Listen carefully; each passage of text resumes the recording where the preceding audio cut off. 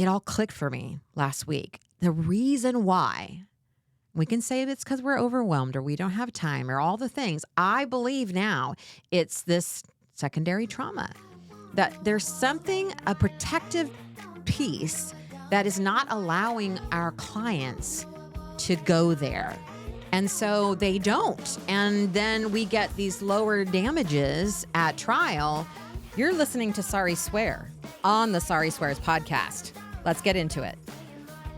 Well, welcome to another episode of Sari Swears. Today, I'm here with special guest, Coach K. Many of you have said that you love when he's on the podcast, and so I've allowed him to return. Yeah, thanks for letting me show up and hang out. Yeah, it's fine. No, joking. We're talking about some mindset stuff for some episodes here at the end of the year. And we're also here because Kevin has a brand new program that he wants to let all of you in on. So we'll talk about that a little bit later because all of you should be getting coaching for sure. But the thing we wanted to be talking about today is the concept of secondary trauma. So let's get right into it. Secondary trauma, what is that? What is secondary trauma? Secondary trauma is when I'll use the example of trial attorneys when they're with their clients on a regular basis and the cases that come across their desks and all the different traumatic experiences that they absorb. That's secondary trauma. It doesn't have to be the direct trauma that you have experienced, but you can take on other traumas, clients, all the other cases that you do, and that can really put a lot of weight on you. So we should probably back up a little bit and talk about what trauma is in itself. And I think also for those of you who don't know who Coach K is, he is our lead mindset coach, our director of programming services here at H2H. And also his number one job is being married to me, which is probably his most difficult job. But let's talk about... Piece of cake. Piece of cake? Okay. Well, I'll remind you of that later. So let's talk about what trauma is. So we're trauma informed here at H2H. And what I mean by that is we are not therapists. Obviously, we are both certified mindset coaches, and we are trained to recognize trauma. And trauma's kind of been a big buzzy thing lately in the world in general. And so when we think about trauma, I think most of our clients, when we say that sounds like trauma, they're like, I wasn't chained in my basement and beaten. We think of trauma in those types of ways. But what is trauma? Let's start there, and then we can come back to the concept of secondary trauma. Trauma is very different than just emotional difficulties. Trauma it lives in the body. So you have an experience that happens to you. Let's call it an event, and it can be a very traumatic event. It can be also just mildly traumatic, but it gets stuck there. And when it gets stuck there, it can show up in all kinds of ways, and it can kind of blindside you. That's what PTSD is. There's regular PTSD, standard, and then complex. We don't have to go that far into it, but basically it lives in the body, so you can be somewhere and all of a sudden, why am I acting like this? Or why do I feel this way? Or what happened? And someone can even say to you, like a friend or family member, what happened there? What's going on with you? And you can't quite articulate or think of it logically, but you feel it. And it does not feel good at all. I think that's the big difference, right? The differentiator is it's something that you feel and you're not sure why you're feeling a certain way or why you're acting a certain way because, as you said, it gets stuck, meaning it's not processed out. So talk about the difference then, and I know you're not an expert, and neither am I, but we're just having a chat here about trauma because we both have experienced trauma. What would you say is the difference between something one would struggle with normally that might be difficult to manage versus trauma? Yeah. So, I'm not an expert, but both Sari and I have done a lot of research around this, and we've both had trauma therapy and had clients with trauma. And really the difference is like there's cognitive behavioral therapy where you can talk through it, think through it with a therapist. And that's one thing. It's done, logically with your brain. And then there is trauma therapy. And the difference is you have to actually go to a therapist that can help you work through it physically in your body. And there's bilateral stimulation, things that they do. But it's all in here rather than thinking through it.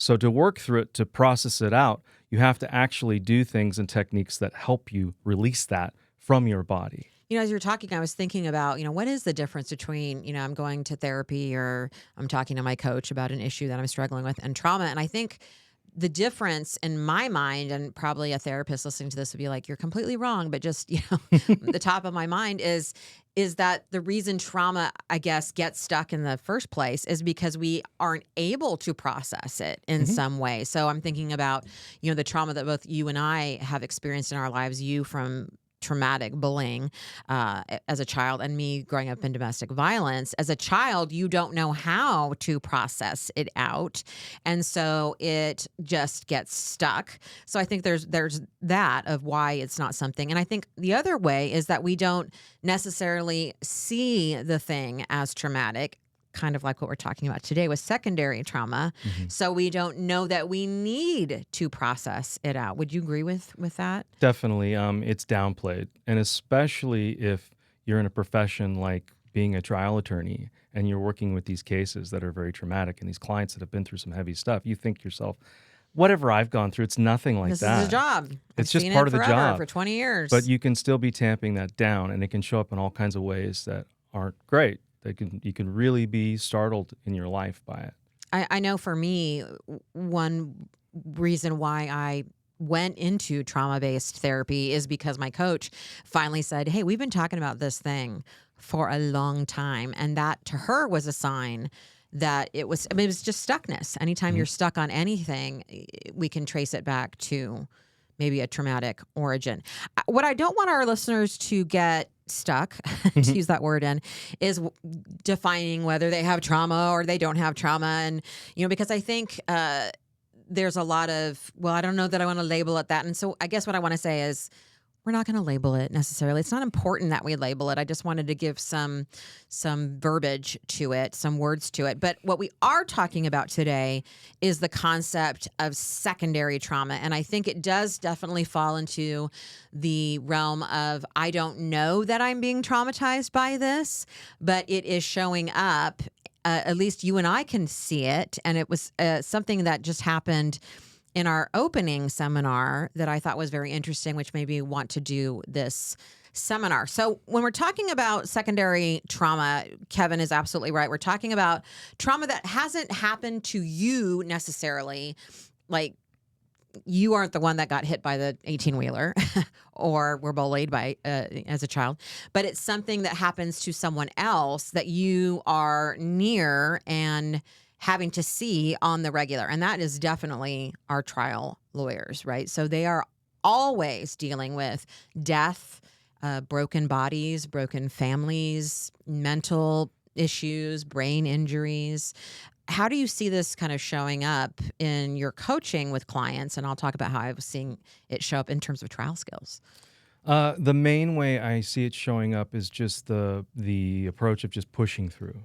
Mm. Just always, oh well, yeah, okay. I just got to move on to the next thing. I gotta, I just this is part of my job. Let's just get over it, move on to the next thing, and that is a tamping down. And what the side effect of that can be a lot of times is just feeling extremely overwhelmed and not ever doing anything for yourself to take care of yourself, not practicing self love, not even stopping exercising or doing even simple things that really help you feel better in your life, that relax you, that soothe you. A lot of it's self soothing. But instead, you drink, you do things of this nature that are a quick, easy button instead of doing things that could actually really help you process these kinds of experiences out. Well, I think that's an interesting point that you brought up overwhelm, because I think most of our clients are overwhelmed or think they're overwhelmed just because there's so much to do. And that's Yeah, part of it that's for part of it. sure. Yeah. But I do think that, and I hadn't thought about that before, that this just the nature of what they're doing, not just the actual, human cost that the defendant has, created in their plaintiff's lives or their clients' lives, but the fact that they're in such a combative scenario dealing with defense counsel and doing all the things that they're doing, that this all of that is traumatic. We talk about medical trauma. I mean, I had medical trauma from going through all of my treatment with cancer. And so there's all kinds of things I think we don't think about that actually end up. Many times you have said to me, well, of course you're feeling X because you went through this whole thing. But for me, I was very much like my clients where I'm like, well, it's over now. I'm done. I'm done with cancer. So onward. And you're like,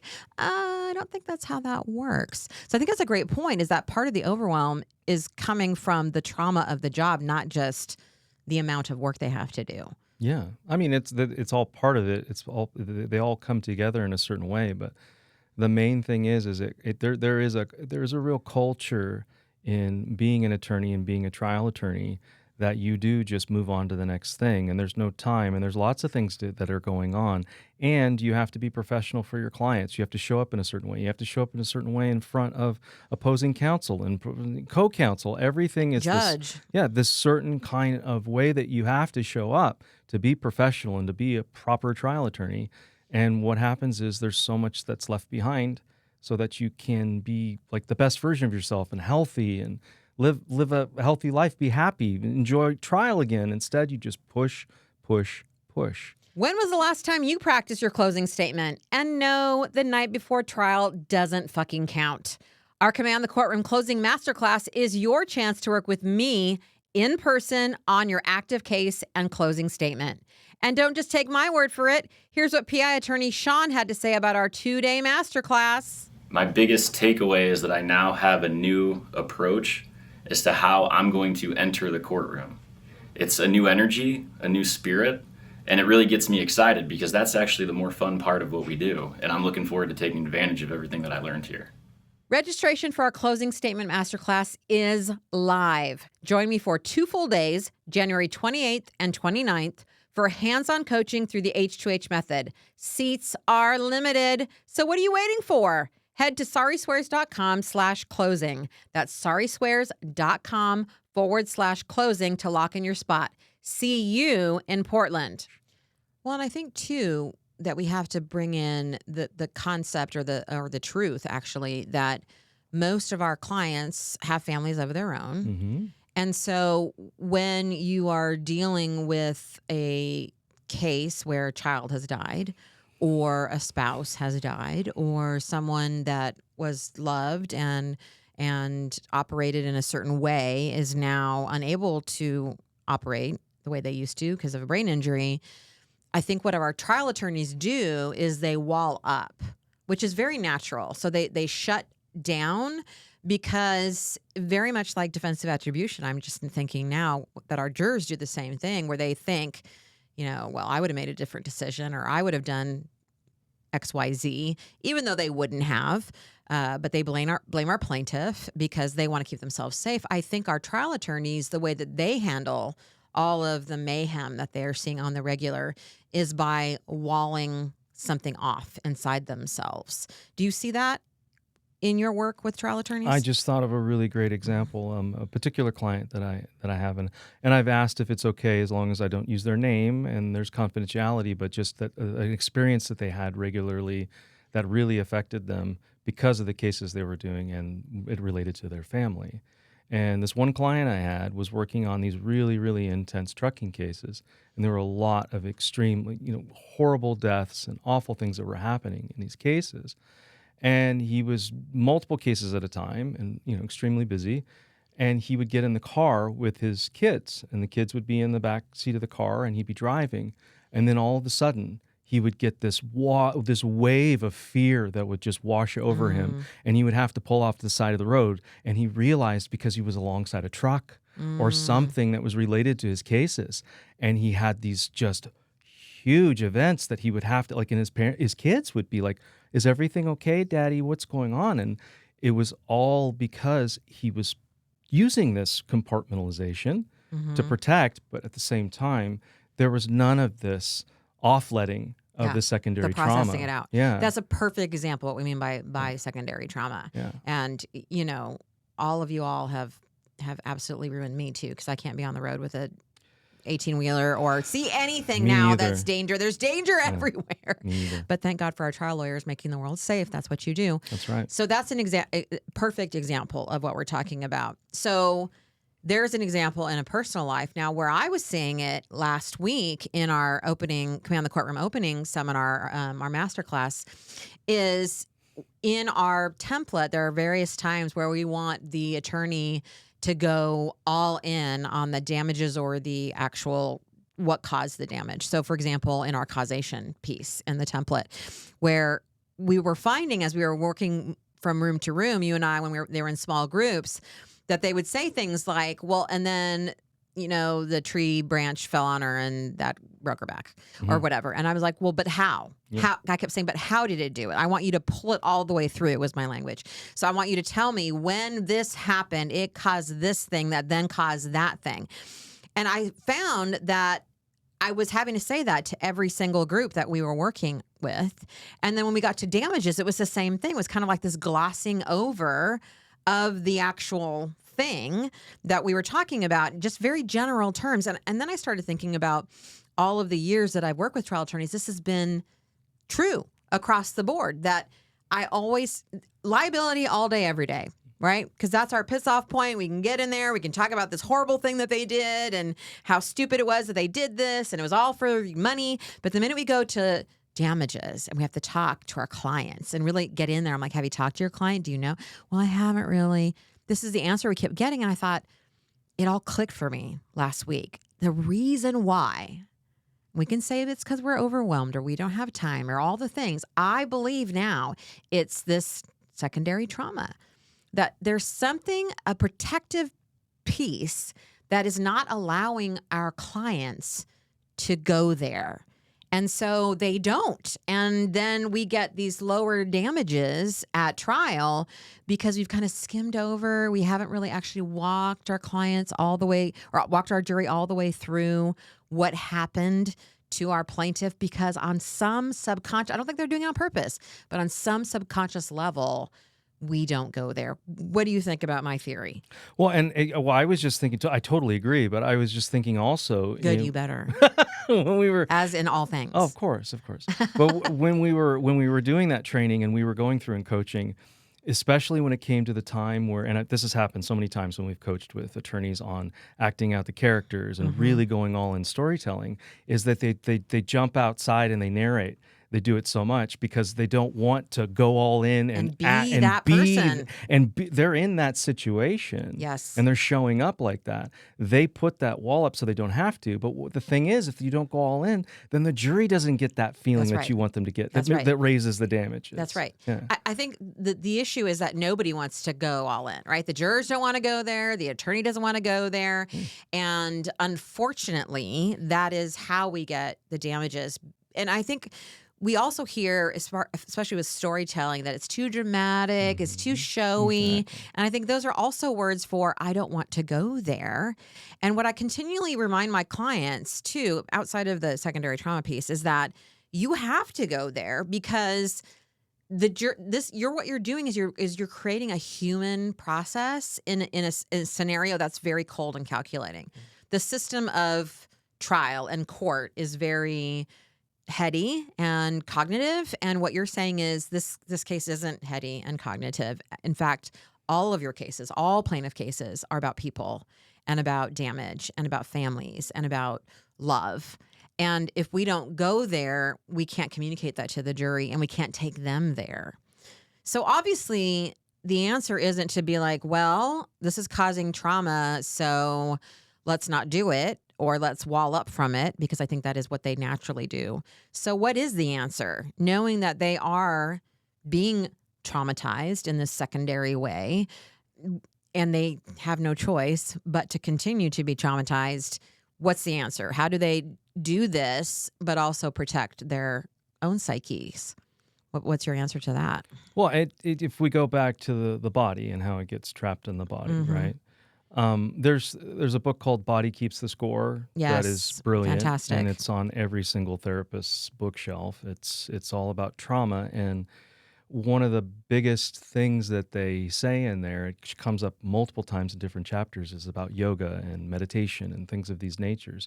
And it's what is so powerful about that is you're able to, if you can be in some kind of a practice where you can be with your body. I know that might sound kind of weird, but All of our male trial Ex- attorneys are like, I'm always with my body. yeah.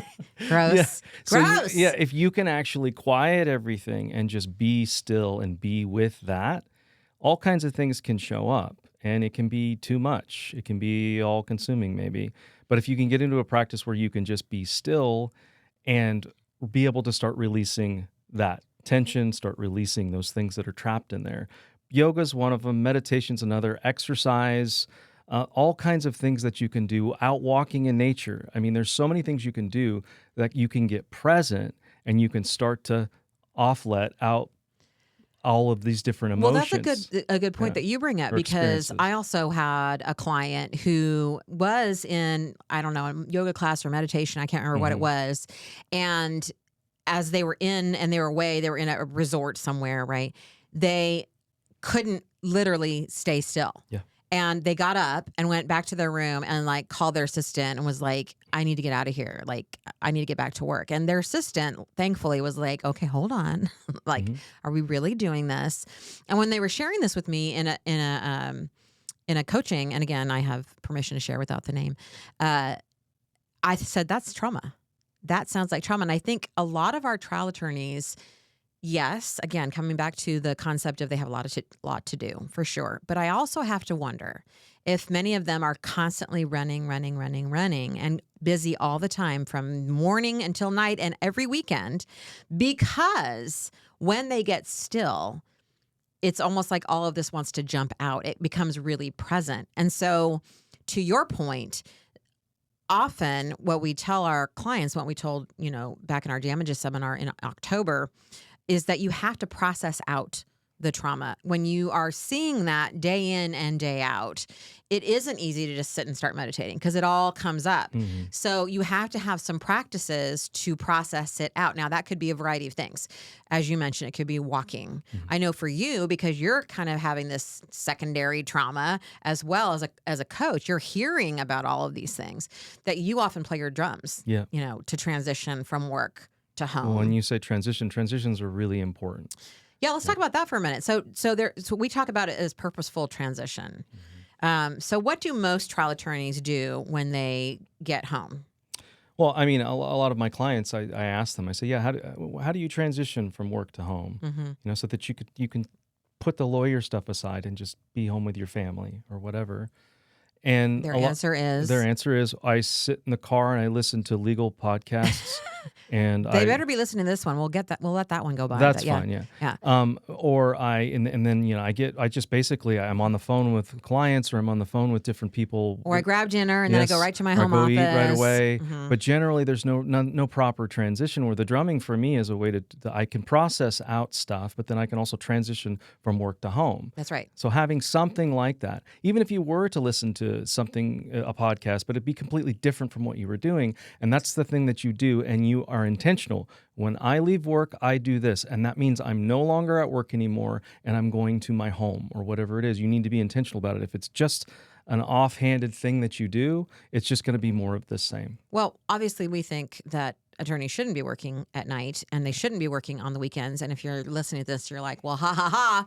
I'm telling you, my masterminds have all gotten to the point where they don't do that anymore, because they've just gotten much better with their boundaries and delegating and all the other things, which is not what this podcast Although is there's about. the seasons thing where trial's a season. Absolutely. Yeah. Trial's a season. We're not talking about that. Yeah. But for me, it's, the minute I step into the house, it's pajama time. I don't care if it's like 2 p.m. It's pajama time. And that's my transition from, work to home. I don't work once I come back home. It's very rare that you and I work once we're in our house. In fact, getting our offices this year was a nice transition, because when we worked at home, that was harder. It was messier. We were still pretty good about it, but it was A messier. little tougher to unplug. And right now we're even trying to have even more boundaries where we're like, we don't even talk about work until we're in the car. Then it's a free space driving to work, or driving home. We can talk about it then. And of course, while we're here, but when once it happens, we're like, hey, we don't talk about that right we now. don't talk about that. When you're married to each other, it's Yeah. hard not to talk about work when you work together. But Especially when you love your work. yeah, for sure. So I think that purposeful transition, whether that's a shower or a bath or a walk or drumming or putting on different clothes, is huge. But I also have to say that I think every single, and Rick Freeman will agree with me, that every single trial attorney needs to have a therapist. I agree. and a coach, I'm going to suggest. They They're work very different. beautifully in tandem. They Yeah. absolutely work beautifully in tandem. Yeah. We both have Coaches coaches and therapists. therapists because trial lawyering is a huge fucking mind fuck. And if you're trying to do this alone and you're struggling, and I know what you're doing, if you're doing it alone and you're struggling, you're blaming yourself and you're thinking, well, nobody else is struggling. Everybody else is struggling. Mm-hmm. Everybody else is struggling. It's not just you. It's the people who are wise about it and have that support. Because I think the other thing that happens is you either go it alone or you're dumping all over your spouse or your loved ones, and you don't want to do that either. This work is hard, y'all. It is so hard. And so I think the big thing that we want you to get out of this episode is that if you're struggling, and you're probably struggling because this work is hard, it's not your fault. It's most likely due to the secondary trauma of this job, the mangled bodies, the death, all of that, not to mention just the adversarial nature of it. And you need support, whether that's through therapy, through coaching. You need to have those practices in your life of yoga, meditation, exercise, and you need to have that purposeful transition that we've been talking about. Well, and there's also like there's starts to your day. Mm-hmm. Another Rituals. there's rituals. I mean, there's transitional pieces to that, but once I started doing I call it my spiritual practice, or it's I'm trying to remember what I call it. My therapist had a specific name for it, but basically, it's a ritual that I do every single morning. I get up early. There's nobody out. It's just me and the dog, and we hike the trail for 2 miles. And it's quiet. I can do a walking meditation. I go out to the water. It's woo-woo. I set my intention. I do all that stuff, whatever you decide to do. But it needs to be something that's just for you. It starts your day in a certain way, and it clears out all that mental clutter. Because, Sari, you do your morning pages to clear out the mental clutter. Yep. What it is, I was talking to a client about this, I think it was yesterday or the day before, is that you need to think about the way that you approach your practice in your life like the way that professional athletes do. Mm-hmm. You have to clear out anything that could clog up bandwidth. You need to have all of that cleared out. So because you are in so many situations where it's like that one shot that you have to be so focused and that's all you got. And if there's anything in the way of that, well, as you know, bad things can happen. So these are all the things that clear out that space so that you can really be open to so much that you take on every day. It's so funny. I was just telling my client the other day too about that, which is like, you've got to get so clear on the energy sucks in your life because we don't think of them as like email. It was talking about email.